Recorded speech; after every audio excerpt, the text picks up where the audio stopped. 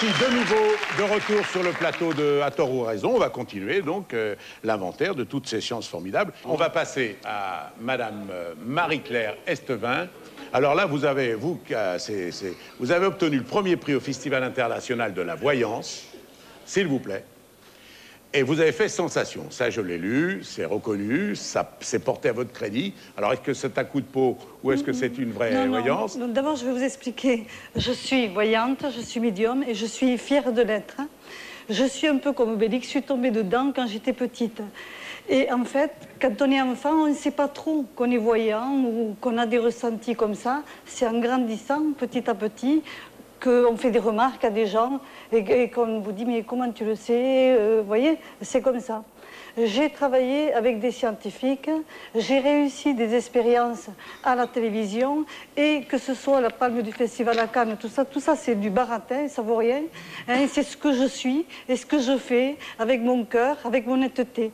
Et quand les gens ils viennent me consulter, je ne vais pas leur raconter des trucs si je les ressens pas. Vous avez dit, pardonnez-moi, je ne veux pas vous couper, vous avez dit j'ai fait des démonstrations à la télévision. Oui, scientifique. Alors peut-être vous pouvez nous dire laquelle. Oui, eh bien c'était en 89, j'ai une cassette vidéo, éventuellement mettre à la disposition de ces messieurs. En 89. En 89, où on m'a mis devant un ordinateur.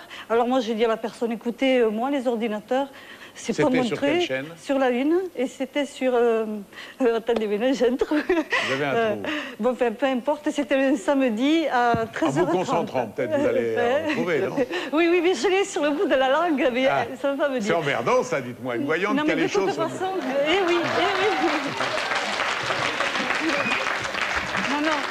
Non, mais attention, il ne faut pas trop jouer avec le feu. Alors écoutez-moi, Bernard, je vais vous raconter une histoire. Allez-y.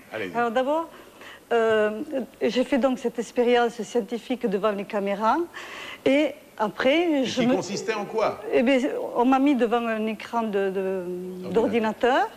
Et en fait, moi, je ne connais rien du tout. Et on m'a dit, ne vous inquiétez pas, c'est moi qui appuie sur les touches et vous me dites les cartes que vous voyez sur l'ordinateur. Et j'ai balancé des noms de cartes comme ça, au hasard. Et à la fin, surprise, l'ordinateur a dit « ça a marché ». Alors le professeur, il s'est retourné, il m'a dit « ça a marché ». J'ai dit « je suis forte, je ne sais même pas comment j'ai fait ». Mais c'est vrai. Et ensuite... Et quand il a entendu ça, il dit... Nous non plus, hein, on ne sait pas comment vous avez fait. Attendez. On ne sait pas comment vous avez fait parce qu'on ne sait pas ce que vous avez fait. On a compris que vous aviez... Mais j'ai la cassette, je vous la montrerai. Non, c'est pas ça, je mets pas en doute. Que je devine vous donniez à l'ordinateur des noms de cartes. Non, pas l'ordinateur. Il y avait des cartes. Il fallait que je devine des cartes. Et j'ai balancé des cartes au hasard comme ça, sans réfléchir ni rien. En voix haute, bien sûr, il y avait toute l'équipe télé, il y avait d'autres personnes, et le professeur qui marquait tout bien consciencieusement. Et à la fin, l'ordinateur a dit, c'est pas moi, ni le professeur, à moins que bon, il a dit, ça a marché. J'ai un ordinateur, quand je lui parle, il tape à la machine. Ah non, c'est pas ça. C'est parce qu'il y a un micro. Ce truc-là. Bon, alors allez-y, racontez-moi. Moi, ce qui vous a fait venir ici, je voudrais le dire parce que, bon, ce qui vous a fait venir ici, c'est que, au moment de l'attentat par le gaz sarin dans le métro... Oui, je vais vous raconter. Alors allez-y, racontez-nous ça, parce que... Mais je voudrais vous finir l'histoire du scientifique, oui. Parce qu'en fait, après, je suis partie chez moi et je ne savais pas la date quand c'est que ça allait passer à la télé. Alors, c'était les premières fois que je passais... C'était il y a combien de temps? En 89. C'était les premières fois que je passais à la télé. C'était normal que je vois mon émission, quand même. Alors, je téléphone à la journaliste... Et elle me dit à telle date, etc. Et d'un seul coup, je ne sais pas pourquoi, je suis prise de panique et je lui dis non, il y a un problème dans le film et le film ne se fera pas au moment voulu. Elle me dit, mais enfin, Marie-Claire, vous vous rendez compte des reportages, nous avons l'habitude d'en faire. J'ai dit peut-être, mais moi je vous dis ce que je sens. Vous vous rappelez du nom de la journaliste? Oui, Dominique Toars. Et vous pouvez l'appeler Dominique Toars. Non, mais parce que voilà, là, il y a des noms, elle donne des fêtes. Ah oui, il y a la cassette, il y a tout. Il y a des cassettes. Et qu'est-ce qui s'est passé? Dominique, mais attendez, mais j'ai pas fini. J'ai pas fini.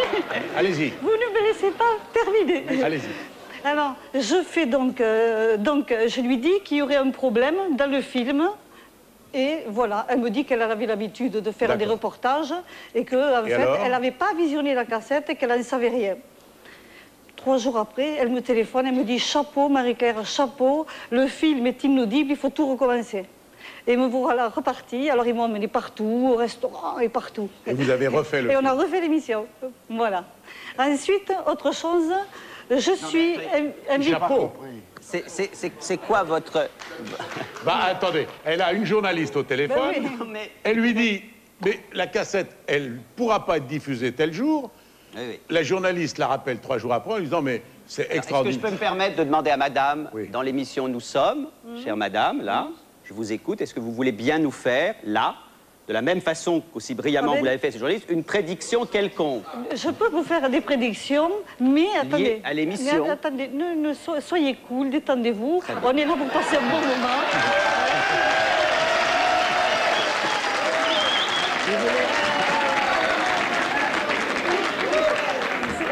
Je vais vous raconter des anecdotes parce que vous allez m'aider, parce que moi aussi j'ai un problème. Parce que je sais que je ne sais pas, mais je sais. Je vous demande une chose très simple. Alors, attendez. Faites la même chose Non, devant nous tout à l'heure, maintenant, tout chère à l'heure. madame. Tout à l'heure, j'ai pas envie. Elle Je vais va vous venir, elle va le expliquer. faire, elle va le faire, elle va le Je faire. vais vous expliquer comment je fonctionne. Voilà. Je suis pas Robocop et c'est pas parce que vous allez appuyer sur le truc que je vais réagir. D'accord? Elle n'est pas Robocop, elle ne peut pas faire ça à la Alors, commande. Donc, Allez-y, Marie-Claire. j'ai eu un accident de voiture et à un moment donné, j'ai un pressentiment et j'ai une voix intérieure qui me dit « Va en salon de Provence voir Nostradamus ». Et dans ma tête, je dis « Pourquoi Nostradamus ?» Et puis, j'étais un peu harcelée par ce sentiment d'aller à salon de Provence voir Nostradamus. Bon, et puis j'ai dit à mon mari de m'accompagner, il m'a emmené à un salon de Provence. Alors il me dit « Tu sens quelque chose ?» Je regarde, je touche, il n'y a rien du tout. J'ai dit, écoute, je dois être décodée parce que là, je ne sens rien. Mais rien de chez rien. Bon, et le temps passe et me voilà invitée au Japon. Hein. Et bien sûr, j'avais un peu le trac. Et j'arrive sur le plateau télé et j'avais mon interprète à côté. Elle me disait, alors Marie-Claire, qu'est-ce que vous sentez pour le Japon? Qu'est-ce que vous sentez? Invité pour parler de la voyance. De la parapsychologie. Voilà. Oui, j'ai fait donc des émissions de télé au Japon. Et donc, elle me demande, et puis moi, je n'avais pas envie, j'étais stressée comme maintenant, hein, je n'avais pas envie de raconter des trucs, et d'un seul coup, je prends mon jeu de cartes, je l'étale devant moi, et je dis quand même, Marie-Claire, tu as été invitée, on te met le tapis rouge et tout, et tu n'es même pas foutue de dire quelque chose. Bon, alors, comme aujourd'hui. Attendez. Et je tire 4 cartes au hasard, comme ça, et d'un seul coup, je suis prise de panique.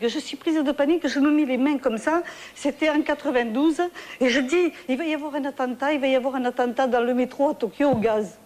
Ça sent le gaz. Et alors elle me dit, mais enfin, elle me regardait comme si j'étais une extraterrestre, de dire que j'étais vraiment cinglée. Et en 95, c'est arrivé. Mais pour la petite anecdote de Nostradamus, monsieur Asano, qui m'a invité, il me dit, vous savez Marie-Claire, c'est moi qui ai traduit le premier Nostradamus en japonais. Alors, comment vous l'expliquez? Voilà la fin.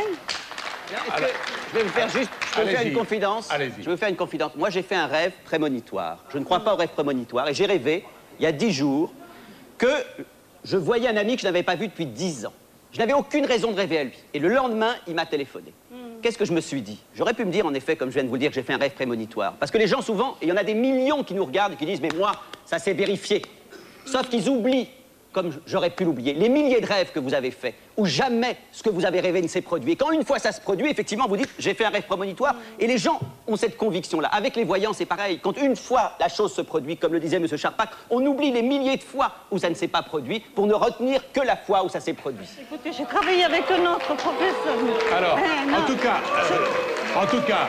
tout cas, ce qui est clair, pardonnez-moi, ce qui est clair, c'est que par la réaction du public, on se rend bien compte que toute démonstration positive ou, au contraire, contre-productive ne déclenche chez les gens aucun changement d'avis sur les croyances. Et d'ailleurs, on a ici une...